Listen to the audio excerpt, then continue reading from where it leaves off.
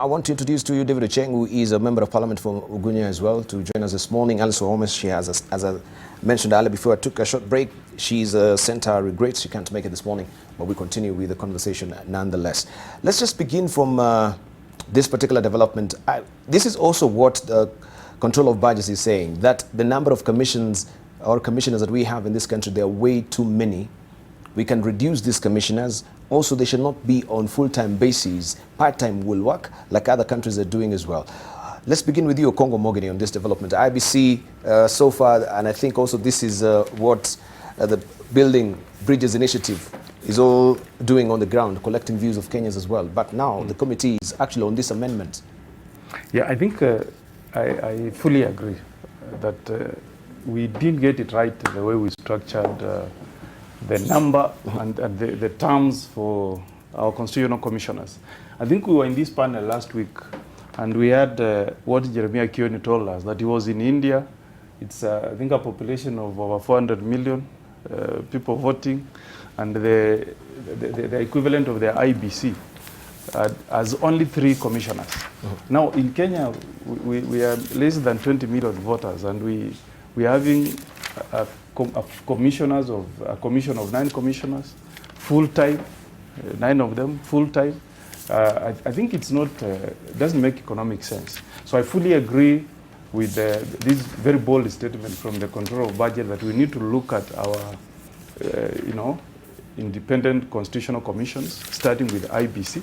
And there was a big debate, if you remember, Tibal, when we were enacting the new constitution in 2010, there was a big debate whether these commissioners should be full-time or part-time. And I agree in terms of looking at the economics of scale. If you have them part-time, you make quite some saving. If you make them full-time, remember you have vehicles, you have PAs attached to them. I don't know, people serving them in their offices. So it wobbles a lot of money in terms of salaries. And also she has raised another concern. I don't know if I'm allowed to look at the other issues she's raising. Issues of nominations. You'll be shocked, Debal, that if you go to a number of counties, the number of MCA is 2/3 of elected. Which is okay. So let's not mix issues of what now the control of budgets is saying, but we want to focus solely now on IEBC. Yeah. We shall come to the counties much later. Yes, on this IEBC, I honestly don't think we need 9 commissioners. I think the ideal number should be 3. 3 commissioners to deal with issues of policy, and then you have a secretariat headed by a CEO who should manage the day-to-day running affairs of the commission. That way, if you remove 6 commissioners, that is quite some saving. Now, if you look at issues of, if we can concentrate on commissions, the bar, issues like salaries and remuneration commission. You have a commission whose task is just to look at salaries of state officers, and you want to tell us that these guys should be full-time from January to December, earning a salary, full-time, just to review salaries of state officers. I mean, if you reduce this to a commission of 4 and they are part-time, look at the savings that you'll bring to the table. Yes. And that's why I was telling you that this is where I want the DP to be with us on the same page. This will save a number of money, quite some substantial amount of money that we are spending on these commissions. I told you that this country is spending 60% of the taxes we collect to sustain, not recurrent, salaries of less than 1 million Kenyans. Yes. And then we leave 40% for development. That's why we cannot even provide water for Nairobians. We are holding a big meeting in Gigiri this morning, and Nairobi is going through water rationing. These guys may be invited to some houses. They will go there and they will be told the taps are dry. We can divert these resources to make provision of some essential services to the people of Kenya, including electricity. But that is a quintessential example of what urbanization is all about. Yeah, but when we have urbanization and poor planning, that water rationing will be a problem as well. So it's a good problem. That but they cannot. That's why they're here to address this issue. That tells you that we are primitive. You will go to Israel, which is like a desert. That's what I'm saying. It is actually highlighting what we are going through and why we direly need this particular conversation. Yes, that one we are on the same page. Let's save that money, divert it to the provision of services. So in a nutshell, IEBC needs to be relooked at. Let's reduce commissioners. We need 3, make them part-time. They deal with policy issues. We have a strong secretariat that can organize our elections. Right. Let's hear from Onyonka. I think for me, I would definitely agree with my brothers. The scenario you have got, and this, if you look at it comprehensively, whether it is the issue of what we do with IEBC or what we are going to do with the changes that will come if we had a change to our constitution, the truth is we now need to be a little bit lean.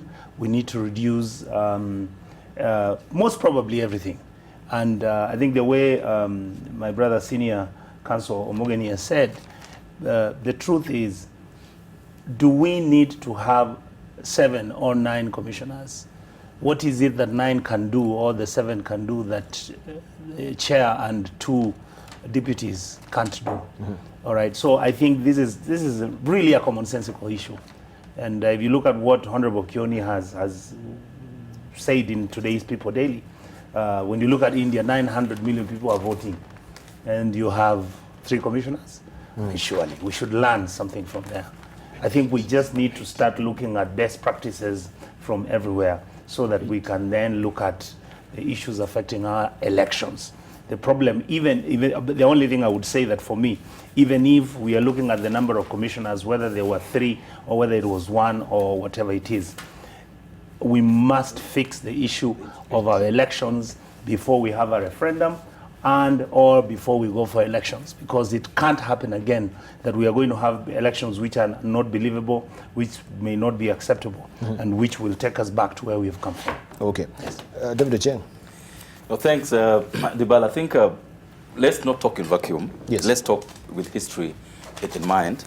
The issue of 9 commissioners has a history in this country, and I see us getting there already. Much as it makes sense to have, because the Constitution says at 250, that a commission can have 3 to 9 commissioners. So 9 didn't come from nowhere.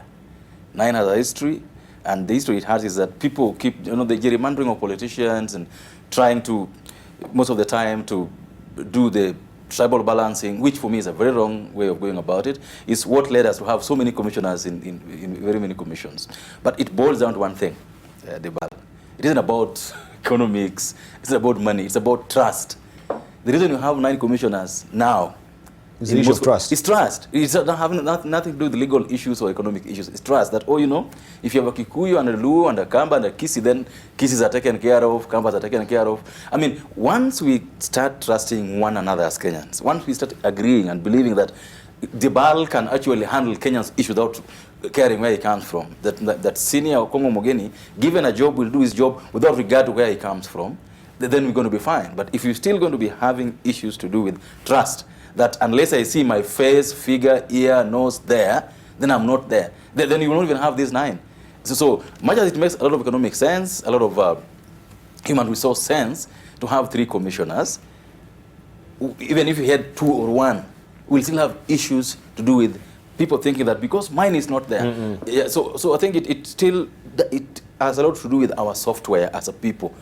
Learning to trust one another and agreeing that one Kenyan can do a better job or as good a job as another Kenyan can do. Once we do that, that'll be fine. I mean, you remember that when I was in Parliament, there's this provision that I brought to Parliament in the very last dying ages of the last Parliament. Part of why I actually even left the party that I left. The day Onyonka and I were told that you're not adding a comma, a full stop, or anything on a report.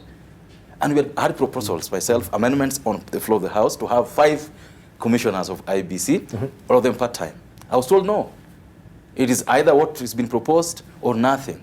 And so, and I've been seeing what's happening in the country the last 2 weeks, Debal, and I again start feeling sick because we are starting whipping up emotions about, the next elections. I mean, leaders all over the world fail when they think about the next elections, but they do well if they plan for the next generations. In Kenya, we have that big problem that, you and I may not be old enough, but we've seen in the recent past, 97, 98, towards 2002, we had a lot of push for change the constitution, change the law. So we're going to elections in 02, we have to go do some IPPG thing, change the law to handle IBC. 05, going to 07 elections, the same. Change the law. Change the constitution. 2010, change the constitution. Now, we're going to have, people cannot think about the next generation of people in this country, think about the next elections. Now, if you asked me, these proposals that are being made now did not require us to go through what you're going through, or have to heap up emotions about the next elections and IEBC. This can be done even for elections in the future. We just need to have trust among ourselves that even the ones who are there now can do a job. I mean, for how long have we had now 3 commissioners? And they're working. We didn't need to do a law.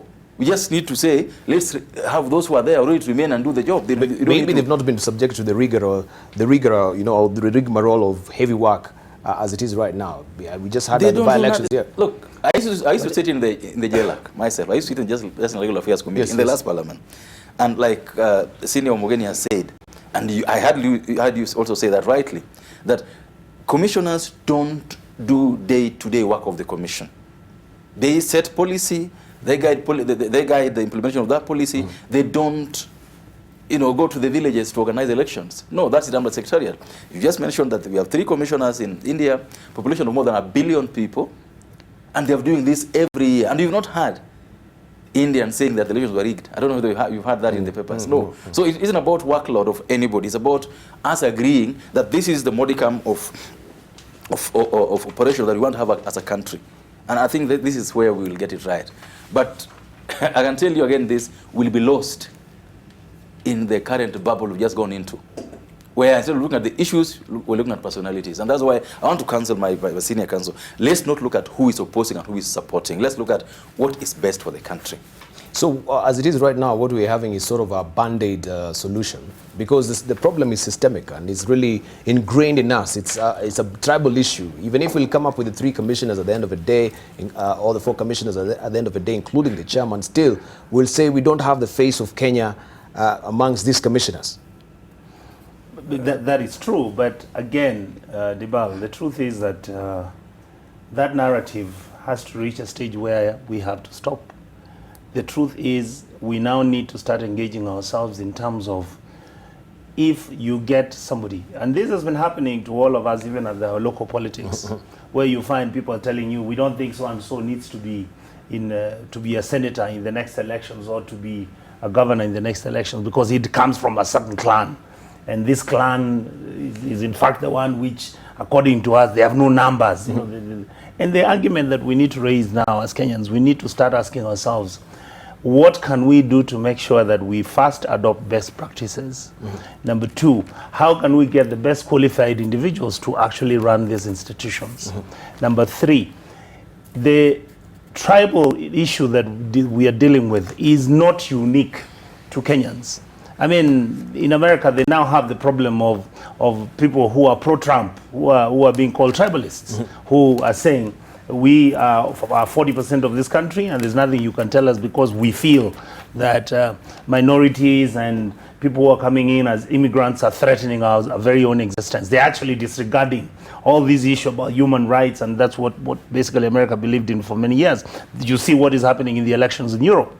So we need to start asking ourselves, do we look at our politics and all our activities with political expediency, which is tribally based, or are we going to say Kenya is a country that used to be the best example in the region? The human resource capacity of our country was exemplary. And you didn't have to say, I want a doctor from a certain area and whatever. You can get a doctor from any area of this country. But we have slowly moved away from expecting excellence. And maybe some people have said, with this thing of devolution and devolving our tribal sentiment into our tribal regions, which are 47 deliberately, because every tribe needed to have its own, has created and has changed our mentality, where we feel that we can't trust anybody unless they are from a certain region. But reality has checked on us. A governor who's going to steal money, irrespective of which tribe he comes from, is just going to steal the money. He doesn't have mercy and pity on his people, that I can't do this to them. An MCA or an MP who's going to think about not serving his people doesn't do it because he says, I come from this clan. He just does it because he's greedy. So I think Kenyans need to start changing. We need to start rethinking. Are we going to start nominating, selecting people, when we vet people who are going to be brought in as commissioners in Parliament, are we going to look at our tribe? Are we going to look at our gender? Are we going to look at our everything else, and disregarding that actually that person, in terms of the presentation they have made, sounds intelligent, sounds convincing, and sounds like somebody who can hold this outfit, which is the IEBC, and run it professionally to achieve the expected results. Okongo Mogini. Yeah, I think we should not be captive to some of these negative theories. You know, like people saying if you need to have IEBC that can win the confidence of Kenyans, then all our tribes must be represented. I mean, our tribes are 42, so you cannot have a commission of 42 commissioners. So I think we need to appreciate that we need to have a Kenyan who is professionally qualified and one that we can trust. But, and I think just before you go on, haven't we tried also to maybe institutionalize this mentality?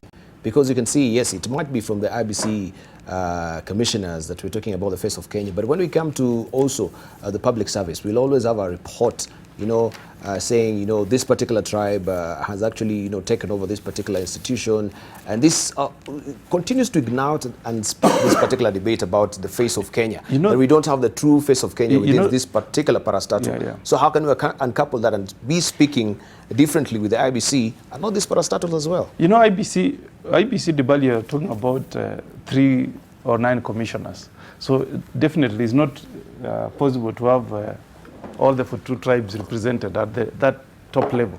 But I think in terms of parastatals, let's speak like Kenya Revenue Authority. I think it's not fair for that institution maybe to have 60% of its employees coming from one ethnic group. I think there is a genuine concern by Kenyans that we want equal job opportunities for all Kenyans who are qualified to get employment in certain positions. And I think that clamor is not for nothing. It's because we are all taxpayers. This country belongs to all of us. The title deed for Kenya is for all the 42 tribes. Yes. And I think even this constitution says really our diversity should be our strength. You know, so we shouldn't say that if somebody from my tribe, maybe Kisi, heads a certain institution or parastatal, then I should pack it with Kisis. I think good management style dictates that you also be conscious when you are making job employment, do allocations and spread it across all the 42 tribes. I think when it comes to that, we cannot shut our eyes, Dibal. But when it comes to some of these big offices, like there can only be one Inspector General of Police. He happens to be a Mukamba. There's nothing we can do about it. But when we are doing recruitment, we expect that Inspector General to give equal opportunities to all Kenyans across the 42 tribes. That's what we expect. So even for IEBC, if we give these positions to 3 Kenyans, they may be Luos, they may be Kisis or Kikuyus, we expect them, when they are constituting their secretariat, to give equal opportunities to Kenyans from all the 42 tribes. It doesn't mean that if you are the chair, then people from your ethnic community must fill majority of the positions in that commission. I think that's what makes us to have this negative mentality about negative ethnicity. So once you've been given an opportunity to be at the top, please have the face of Kenya in that institution. That way we'll start shedding away this idea of tribalism. And finally, Dibal, this is not just about IEBC, this clamor for reducing our wage bill. I think it is economists say, me I'm not an economist, that if we become brutal and lethal and reduce some of these offices from nominees to commissioners, we will save close to 1 trillion. I think now we are dealing with audited accounts of 1.7 trillion. Now, you can imagine what that will mean to our development if we just have 1 trillion available for us to use in development. And then the others is to, to urge our leaders also to stop this culture of saying you must reward political losers. Just try to cost this position for CAS, this Cabinet Administrative Secretary. They're earning salaries like commissioners. Their vehicles, offices, security. You know, if you just cost that, we are wasting a lot of money. And it's nowhere in the constitution, but we are saying we want to reward our political cronies. I think if we put the interest of the Kenyan people ahead of these things, we'll be able to develop this country and catch up with our friend South Korea. You know, people say that in the 60s, South Korea was in the power with us. Imagine. Now I'm told in the world, you can confirm, Ocheng, they are number 12 in terms of GDP. If you go there, you can see we are getting TVs from Korea. What are we producing or manufacturing in Kenya? Nothing. So I think this is urgent, really. It's urgent, and I think we need to divorce politics. All right. Ocheng, I'm not against any leader in this, but the point I'm making is that let the DP join us. In June, where? Because I don't think he has any issue to do with this. I don't think anybody in this country has any issue to do with this. What I'm seeing from the DP is that he's totally against any constitutional changes. And you know that's now creating two wings. There is one that he says we are pro changing the constitution, another one is saying he's against. But I don't see how these changes affect our politics. But such a statement actually be using a very broad brush to paint the whole aspect, because he says he's been very particular for them that are actually seeking constitutional change for political experiences, that we create these particular positions for them. That is really against. He's not being very categorical. Now, yes, just a moment. I'll say something on that, Dibal, because... Are you finished? Just a moment. I wanted to say this. Let him finish, then we come to you, David. Let me just put this on the table. And you'll tell me if this will affect the DP's chances of becoming president. If we reduce the number of full-time commissioners from 9 to 3, how does that affect his clamor for presidency in 2022? If we reduce the number of MCAs from the current, I don't know, we're having 2,200. Is it 2,200 plus? If we reduce that to 1,400, for example, how does that affect his clamor for presidency in 2022? What we are saying is that we are going to, in fact, it's him will benefit because we will avail 1 trillion. We'll have that on his table for him to my issue is that, and I want to say it clearly here, that I don't support the DP in any of his political ambitions. That I can tell you clearly here. My issue is anytime you start personalizing these issues, that's the problem I have. The moment you talk about the DP, you'll then bring in the president, then you'll bring in another person. Then we don't do a debate based on issues. You don't want to do a debate based on what so and so and so. That's my problem. My issue isn't about DP or anybody else. My issue is, can we always talk about the issues on the table? Because that's what we're having the issue we're having now, Dibala, and we're going to lose this debate. Yes. The debate of 5 commissioners. Yes. And you want to ask yourself, why are we targeting only IEBC now? Why can we do a whole audit of, we got 15 of them? 15 commissioners. In fact, that was my next question. Yeah, and I was asking, is there any parameters that we do have? If we have all these 15 commissions, what do they do? First of all, is there any audit that is always there that we can see if they're delivering on their mandate? That's what I told you earlier, Dibal, that, we think too much about elections as a people, that everything else is lost in that heat. Why don't we look at the commissions, all of them? And I can give you 2-3 examples. One of them, Senior Morgan already talked about the SRC. But there's another one that is even worse. It's called the Commission for Review and Allocation. It's got 7 members. It's got a single mandate to work on a formula on how to share revenue. They sit full time. Now, the tragedy about it is not even the number. Which we are still grappling with. Yes, the tragedy about it is not even that. The tragedy is that not a single of the recommendations 6 years down the lane has ever been accepted by the Treasury. Not a single one. Yeah. So we are dealing with a systemic issue that needs to be dealt with across the board. And for heaven's sake, let's remove personalities from this discussion. Then we can make headway. Number 2, before I cede the floor, is I believe that all of us, including my colleagues I'm with here in this panel, and probably me too, that we never walk the talk, even in our small personal spaces that we have. Go back to your constituency. If you are a member of parliament like ourselves here, what have you done in terms of making sure that your office is not run by your clan's people or your brother or your sister or your wife and all this? I mean, we talk too much, Dibal, about what should be done out there. But what do we do ourselves in our small spaces? What do we do when we're not being watched as a people. Because if we cannot do that, then all these things about how we think the PA of another person should not be, look at the presidency today. Look at who is his PA, who is his private secretary, who is his chief of staff, who is his controller of State House. Look at that. Then look at the other leaders the same way. We don't trust other people. So you want that if you're president, then your PA will be, if you're Luo like me, your president is your president, your PA is Luo, your secretary is Luo. I mean, it's not right. So and unless we just agree that we will trust one another as a people and live within the Constitution, we will make headway. But when, like these commissions, they go there and they don't think they are there because they're independent. They're trying to also police politicians. They're trying to say, no, me I belong to this, me I belong to that, and it just can't work. So we are dealing with a big morass as a country. We need to reboot and look at our personal manners and hygiene and how we want to run this country.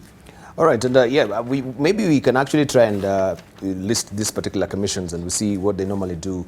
Maybe next time we can do robustly. But even what is on the front page of East African this morning about the National Bank of Kenya, the privatization. We have the privatization commission that is not even in the loop as far as this takeover by the KCB is concerned as well. Opponents of the cell say it is proceeding without the input of the privatization commission as well. It seems also there is no that linkage. This is happening to SRC with the parliamentaries as well. Now you actually embroil in a row as far as your house allowance is concerned as well. The mandate of these commissioners, are they being felt? Are they being respected? Yeah. We have also reactions on Twitter before we come to you, Okongo Mogini. We have Punguza Mizigo Bill 2019. This is Fred Okongo saying not only IEBC Kenya, not only at IEBC, okay, it said not only all commissions under Article 50 shall consist of at least 3, but not more than 5 members who shall serve on a part-time basis and shall draw a seating allowance as set by the SRC. That's what the proposal is saying. And this is what actually I think the CSC is actually trying to amend, so that we're not given this latitude of having 9 members. At least it can come down to 3, and also on a part-time basis. This is Article 250 of the Constitution this morning. But we can try and list some of these commissions briefly that you can come to mind, because I think there's so many of them. Some of them will miss them out as well. Some of them they're remaining dormant. And I remember also we had one commission in this country. It was the Poverty Eradication Commission. And for the longest time I wondered what was the report that really came out from there. Even Jesus himself that said that in this world we'll always have the poor. Yeah. So are we riding on the wrong premise after all, because we cannot totally eradicate. The commissions are in 248, Debal. The commissions are, yes? Yeah, in 248. You could add 1 or 2 years. 248. 248, they're there, yes. Yes. So what you are holding is page 218. Yes. And the commissions at 248 are all here, yes. Thank you very much. Now, other than that, the ones listed there. There are a couple of them. You know, this one in A, the Kenya Human Rights Commission. Yes. Has been broken into 2 others. Under that we have the National Gender. Yes. We have the Gender Commission, and then we have the Ombudsman. Yeah, it's and what we are telling you is we can actually collapse. And so these are not listed here as well, isn't it? That one's not listed. Yeah. But it's still a commission under Chapter 15. Even the ECC is not listed. They enjoy the ECC as well is not listed. Yeah. Yeah. But you see, this is what we are telling Kenyans, that you really don't need Kenya National Human Rights and Equality. Remember there the National Agenda Equality and Equality then again Commission. You get Gender and Equality Commission. Then you again get which is a duplicate. But this has been a matter also in court as far as Kenya National Human Rights and Equality Commission is concerned, or if my memory is serving me well. I think there was a sort of a debate inside there where we had the NEG, that is NEG, National Gender and Equality Commission, and the Kenya National Human Rights and Equality Commission as well. I don't know if you can remember the whole story. I can't remember it clearly. The debate has even been had in Parliament on whether we need. You know, Dibal, in 2010, what we went with to the referendum was such a bad document, but we said let's pass it, then we'll do a review of the same. Now, as we speak, by the way, and sometimes I feel so much pain. As we speak, We've had a parliament committee. We approved in parliament 80 million Kenya shillings. A parliament committee that worked with experts did a review of this constitution, by the way. And that committee has told us what needs to be done.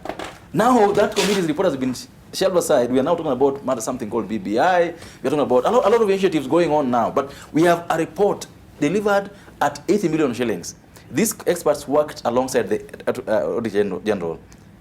And they have given us what Kenyans are saying, what needs to be done to reduce these commissions.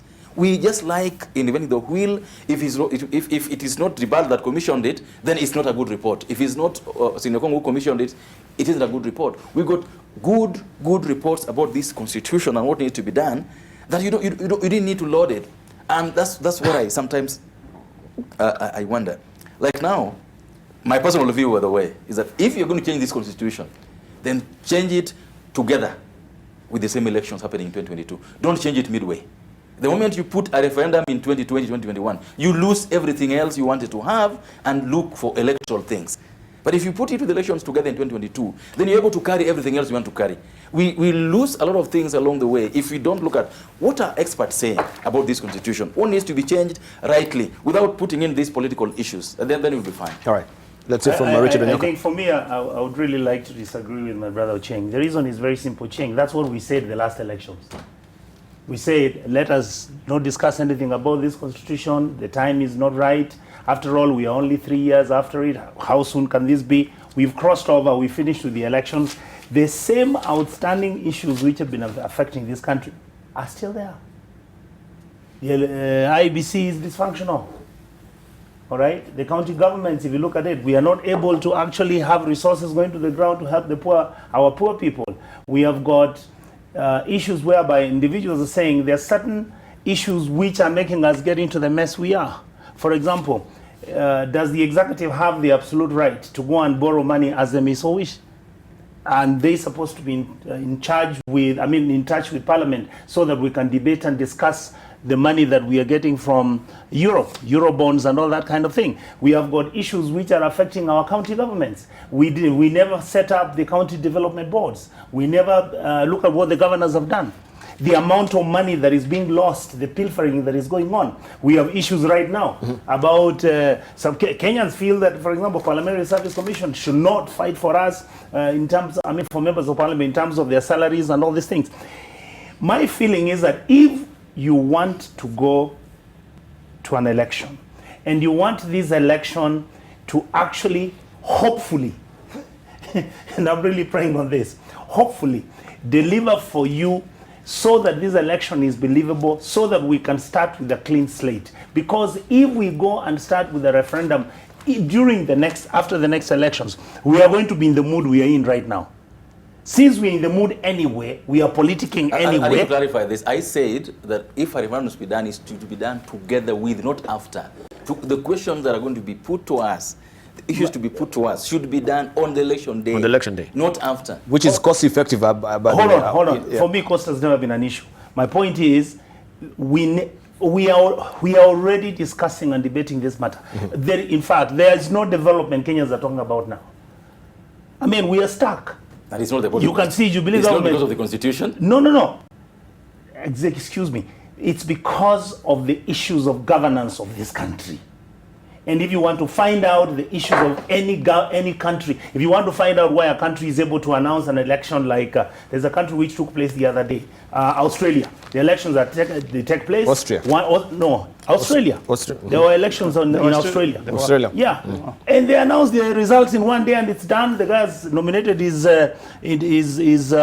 cabinet and he's moved on. And then you go to another country, like I think it's Thailand or whichever it is. Elections are held and you have a mess. Look at what is happening in Malawi. Look at what has just happened in South Africa. There are even allegations of rigging in the elections in South Africa. My point is, you cannot give Kenyans a guarantee today. Even when during the last elections, there were issues which came up. My feeling and my honest feeling right now is, we already on to our politics. Yes. There is no development taking place. We might as well come out, hold this referendum, change everything as you may so wish. Hopefully it will be done in the interest of Kenyans, and then after that start afresh if that is the case. I believe that the structures which exist in terms of the governance of our country, the scenario in terms of how our resources are being spent, the scenario in terms of how we hold our elections, the veracity and the success of these elections and the believability of these elections are in question. So my argument is we can't deal with IEBC in a piecemeal manner. There are issues which have come up. Let us now agree, we comprehensively look at this issue and agree that we are going to have them in a referendum. From then on, we go for elections. If not, let us completely stop talking about changing the constitution.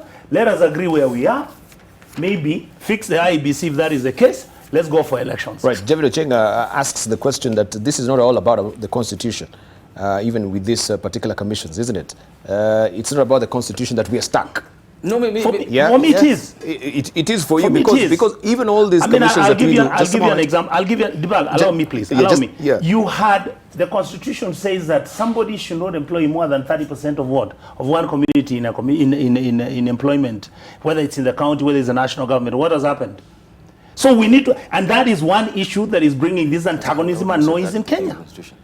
So my argument is, whether it was an act of parliament. Out by changing the constitution. The constitution says do this, it's not done. But you don't change it, you implement it. Thank you. You enforce it. But the question that we're asking is, some of the messes, to be fair to us, we are the legislature. Let's accept that some of the mess has been created by us. You know, some of these commissions, you see the constitution gives you a leeway between 3 and 9. But it's us in Parliament who have messed the situation by enacting laws that allow these guys to be 9 in office and serve full-time. I'll give you an example. Salaries and Remuneration Commission. They have been serving full-time till last year when the National Assembly amended the law and converted them into full-time. Part-time. That's Part-time. amendment. To part-time. No. They were part-time, now they are full-time. Full-time, yeah. it was a reverse. Yes. Yes. They reversed it. When they came in 2013, they were part-time. Yeah, they were part-time. Then last year, our good friends in government, Jubilee, amended the act and converted them into full-time. We don't need a referendum to revert to the position that was there before, part-time. I'll give you an example. Ethics and Corruption Commission. Yeah. When they came in 2013, they were full-time. Then And they were midway 7. in 2016, Yes. they were 7. No, Full-time. they were actually 3 full-time. They were 3 full-time. Then the act was amended to have 5 part-time. That didn't need a referendum. We can look at these commissions, amend the law in Parliament without going to a referendum. Yes. And have, as a beginning point, have the commissioners serve part-time. That will save some good amount of millions for Kenyan people. Then when we move to the referendum, if there are commissions that we need to do, and I agree with my learned friend here, Ochieng, this animal called the Revenue Allocation Commission, it has got no impact at all. Who determines how we share our revenue is Treasury. So why can't there be a department within Treasury instead of having a commission with rented offices, remember, with staff, secretariat, and all they do is to come up with figures. You send to Rotich, Rotich disagrees. What we're having now, the mediation between the Senate and the National Assembly, is just a fight over the recommendations of the Revenue Allocation Commission. They recommended county government should be given 335 billion. Treasury said we will not agree with you. We'll give them 310. Parliament did not agree with them, said we'll give counties 310. Now, Dibal, what is the purpose of continuing to maintain such a commission? Yes, Look at their budget lines. So what we are saying is that some of these things, and I don't think it will create any controversy if we did that referendum even today. I think what will create controversy, we know it, we are politicians, Yes. is if you are changing the issue of presidency, prime minister, deputy prime minister, that's what will bring controversy. Yeah. Some of these things, I can tell you, neither Raila, Uhuru, or Ruto will stand on the Kenyans' way if we say we are removing some of these commissions, we are merging some of them. If that may entail a constitutional amendment, I can tell you that will not bring any politics. True. And I can tell you, even if it's a referendum, True. that one will not, nobody will stand on our way. So what we can do is, we can agree that which entails politics, positions, prime minister, presidency, what have you. Let's have that referendum question together with the elections in 2022. And I'm sorry, Dibala, look at the issue of CSS. You know, you told us you want professionals to run our ministries, but the cabinet secretaries are politicians. People have been rejected by the people. You pick them, bring them and appoint them CSS. And that's another salary you are spending. If you pick Rochieng and made him a CS, you will save a lot of money. Because at the end of the day, I think we can see that our political leadership, presidents, want to have politicians as cabinet secretaries. So why are you allowing people to be elected? Then again, you pick other people from outside, put them into offices, and they spend a lot of money in terms of salaries, support staff, chase cars, and everything. These are the things I think, speaking objectively, if we collapse some of these offices, we will save a lot of money. Even this idea of saying the railway cannot reach Busia, it will be Busia in 2 years.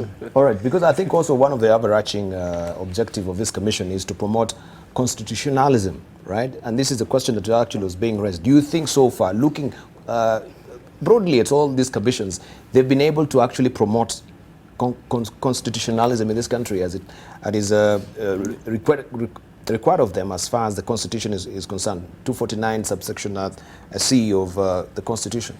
How do we audit? The problem that we have with our institutions, I would call it looking for political validation. You know, you are a commissioner, you are independent, but you're looking for somebody to still back you up. You're looking for some godfather, godmother somewhere. You know, you've been told that you are the chairman of the commission called Commission for Revenue Allocation. You've given reports for 5 years, they're not being implemented. What are you waiting for? Go to court, claw back your powers, make your position be felt. Don't go to the president of the DP or anybody to get powers. Powers in the Constitution. You're the chairman of IEBC. Why are you looking sideways to see if Ochieng is going to talk to you and tell you what to do? You got the powers in the Constitution. Use them. But we give it to some of these commission heads. This is what it is. This is what constitutionalism is about. Working with the document. Not looking at who is backing where. Look at the document, say, what does the Constitution say about my work? What is my mandate? What do I need to do? Right? This is what it's meant by. But how independent are they? Because so just to answer your question, this is our problem in Kenya, that we got a constitution. And this is a cliche really, among the lawyers, it's a cliche almost. The constitution without constitutionalism. Where we got very good platitudes in the constitution, very good provisions in the constitution, but no one wants to follow them.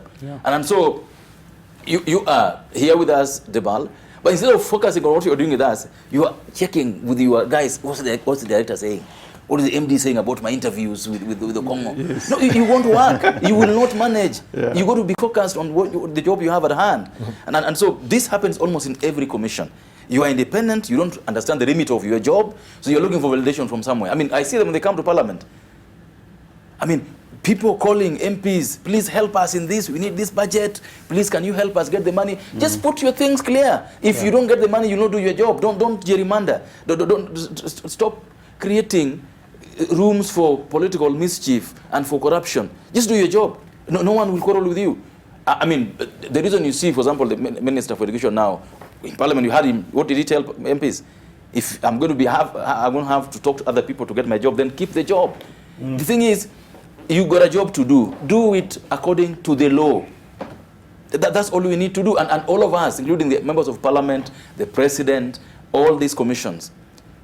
The problem we have today, Debal, be it the EACC, be it DCI, be it the judiciary, is waiting for that third hand, refusing to follow the law. You always think that somebody else will tell you what to do. That's wrong. But it seems that has been the biggest question. Are they having their free head actually to run this particular independent bodies as well? Because we are given to understand some of these heads are actually a laptop of executive. Could I just support what my brother Ochieng has said? It's not that that we don't understand what our roles are. I mean, that we understand what our roles are. The problem is, I'll give you an example. Look at our parliament. Parliament is actually supposed to oversight the executive. And we have responsibilities which we are supposed to follow. Those responsibilities are given to us by this book. But you see, look at where our parliament is. I mean, you find that even when we are supposed to check the executive in terms of whatever matter, let us assume the matter of our budgets, you have, because in this case, Jubilee has got a majority in that house, you will have members of the Jubilee party, even when some of them are saying, "Hii kitu ni mbaya," they will be the one saying, "Lakini, we've been told from somewhere that we have to pass this." All right? Now, yes, I mean, the boss, if you are not going to do this, the boss is really going to be pissed off. The other day when we had the issue of the tax, which was introduced by the presidency. In fact, for me, I was shocked that for the first time we had Jubilee members who are saying, "Hii kitu ni mbaya." We really must stand up for it because our people are really hurting. We have never understood after the 2010 Constitution our responsibilities in the governance of our country. Parliament doesn't understand what its role is. In fact, it is now, Senior Omogeni, it is now that the Senate is looking like it's doing its job. You guys, they have been sleeping for the last 6 years. Governors come, they sit there. They claim we've not funded them as well. No, so they're crippled at some point. But the senators. The senators. No, well, the senators, in fact, it is now that we have agreed that they should be funded because we have seen they are doing their job.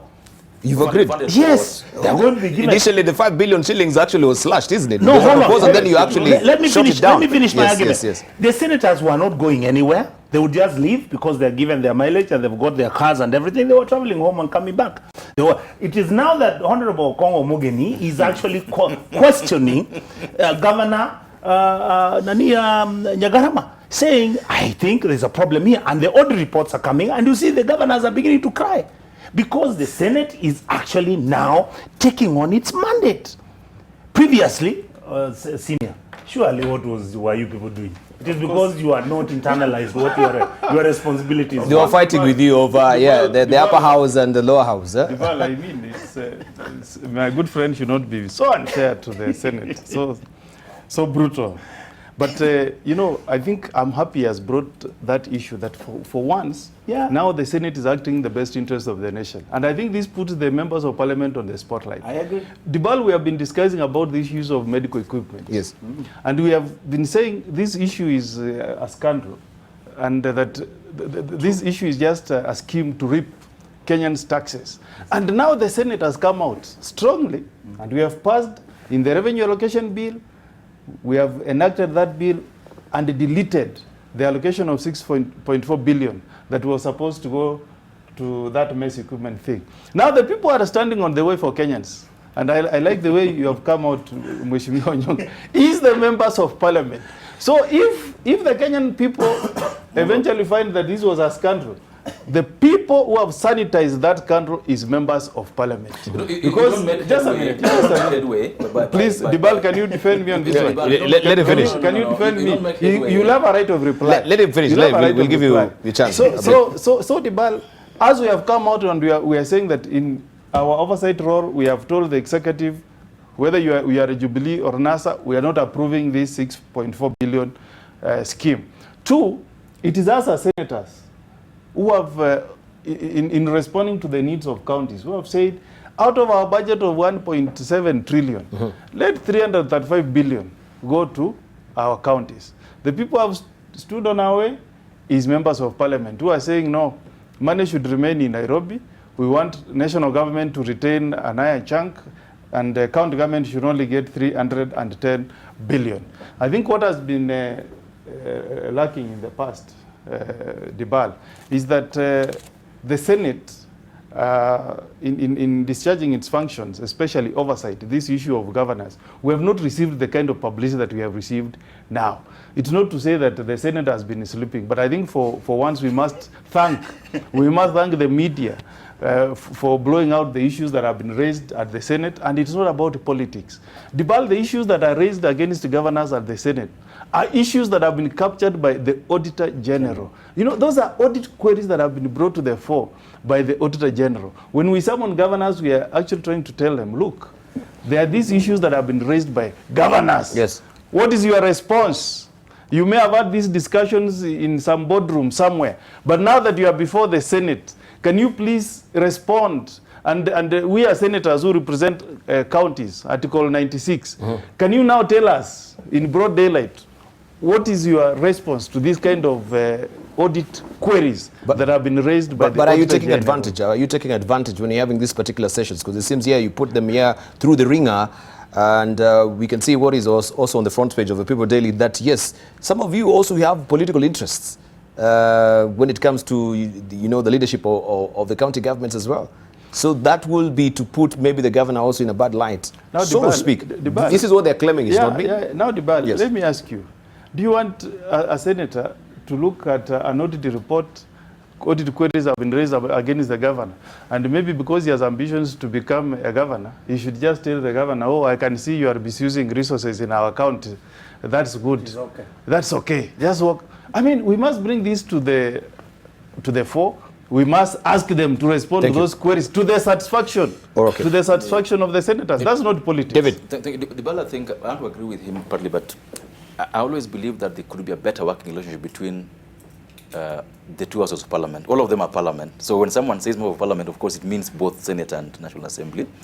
But I wish there was a better working relationship between the two houses so that oversight is done seamlessly, so that we are doing the right thing. But I have two issues to say on this issue that are on the floor now. One is what I perceive to be the role of the Senate in ensuring that their functions under Article 96 are basically effectuated. I mean, if the Senate had long learned that part of their role involves ensuring that the CRA can work hard. Because the Senate's job becomes very easy if the CRA has teeth. Meaning that if you had, as early as 2013, not flagged the fact that the CRA is toothless. Because this issue, the debate about how much should go to where, should be settled by the CRA, in my opinion. It should not be settled by the National Assembly and Senate. Once we can agree and change the law that the formula adopted by the CRA is the final formula, it cannot be changed, it cannot be changed. That's all we needed to do. That's what I would ask Senate to do going forward. Now, the governors who are crying, I think they should continue crying, and I want to hear more loud cries in that regard. We must hear that because, and I say this with a very heavy heart myself, that my senator has never spoken about our county 7 years down the lane. Never. On the Senate. 0 times. President Okongo, you can go and check that out. 0 times about our county. And if you ask, oh, no, the party says we can't talk about this, let the governors run. So the issue for me is, if the Senate were to act as a body, the Senate is not acting. It's not when Okongo is asking questions of Nyangarama, isn't acting as the senator for Nyamira. He's acting as the body Senate. Yes. So that must be understood, that the Senate must be allowed to play its role. Now, the governors who are saying this is political witch hunt, let it be. What will differentiate political witch hunt and pure oversight is the facts. Yeah. Yes. What we are talking about, what Thank are you. the issues on the table, what is the Auditor General saying, Okay. Yeah. and what is being done about it. That's Thank all you need. We got 2 minutes to wind up. 2 minutes, yeah. 2 minutes, briefly. Before the Auditor General issues a report which is tabled in Parliament, just like they do with an Auditor General's report for an MP on CDF, you are asked questions if there are any queries on the audit, and you respond. But it looks like all the governors, once these questions were raised by the Auditor General, they didn't respond, they didn't rebut, neither did they write it's called an executive report. Yes. Where they are saying, no, if you are saying that this money has been misused and abused, no, we did this, these are the invoices and everything. My position is very simple. Let the governors take it upon themselves. If you know, just like in Makueni, the Auditor General said there was not a single query on how the money was spent.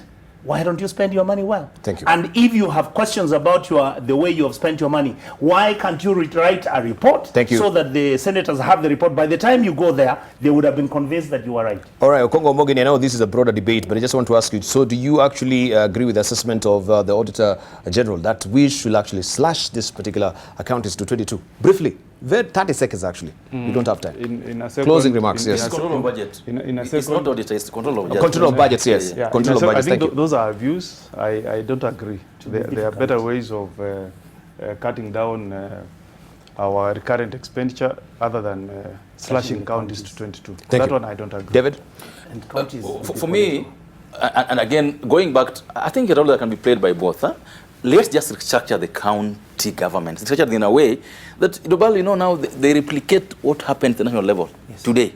They got a governor, then they got people they're calling ministers, they got people they're calling PSS there, they got guys they're calling directors.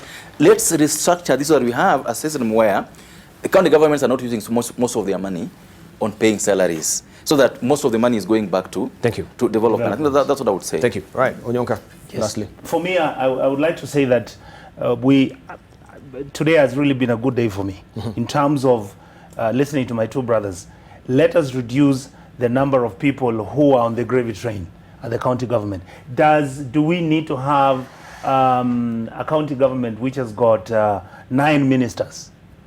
Do we really need to have 9 CECs who are going to run with the governor? MCAs. Exactly. Do we need to have 2,700 MCAs? No. The problem with the reduction of the county the constituencies, that now becomes political. Thank you. And it will be really, really hot. I don't think there's any member of parliament who would agree that you reduce that, or you increase or reduce the number of constituencies as we speak right now. Kitutu Chache, Member of Parliament, Kitutu Chache South, Member of Parliament, Richard Onyonka, thank you for coming through. Okongo Mogeni, Senator Nyamira, thank you for coming through. Also, David Ocheng, Member of Parliament, Ugenya, thank you for coming through and for that interesting discussion on, of course, devolution, the counties, and also the restructuring of IEBC. I'll be remiss if I don't read 1 or 2 tweets as we're winding up. We have Samuel Ruto saying, surely, if you watch proceedings in Parliament or Senate, the only thing they do is about amending the Constitution until it is no longer what it was meant to be, or they want the referendum to either further damage it or worsen it. I don't know, damage it, as I think he says, or worsen it. Also, we have Kennedy Omoge saying the laws are good as people tasked with implementing the law. Bad laws in the hands of good people are good laws. Also, we have lastly Charles Njeru Kigoro saying, tell Okongo Mogeni that the DP is not opposed to the constitution changes, but against impotent leaders who want positions created for them. Nothing on silver platter. Sir, tell the perennial losers that's the Kenya's position. Okay, you'll have a rejoinder next week.